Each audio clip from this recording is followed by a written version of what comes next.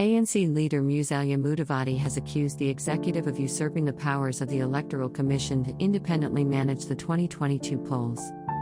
Mudavadi cited the Huduma Bill 2021, which makes it mandatory for the electoral agency to develop its voter database from the National Integrated Identity Management System. In 2017 we cried about vifaranga via computer. Do we want to cry again in 2022 about vifaranga via Huduma Number? Mudavadi said in reference to allegations of poll rigging in 2017. The ANC boss said Huduma Namba has serious gaps and should not be used for purposes of developing a voter register for the forthcoming election.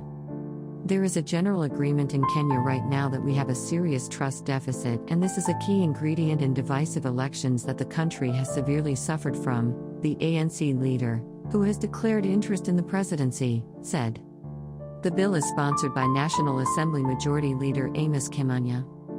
If passed, the IEBC will be forced to use the Huduma Namba identification system as the source of the main voter register. The electoral agency is already compiling the voter register for next year's general election and planning to roll out the final mass registration next month. A new law will force the poll agency to go back to the drawing board in preparations for election. In a statement, Mudavadi said the IEBC is in the process of completing verification of voters' register and introduction of Huduma Namba. The process, he said, might adversely affect the process and undermine the preparedness of the Electoral Commission to conduct a free, fair and verifiable election.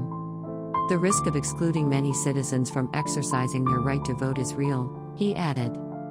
Mudavadi said that IEBC, as an independent body, cannot have its CEO sitting as a member of the Huduma Board as it compromises independence and creates a conflict of interest. IEBC is the mandated custodian of voters' data and register, and the use of Huduma Namba will adversely affect this role and be perceived to be creating a parallel electoral body, he added.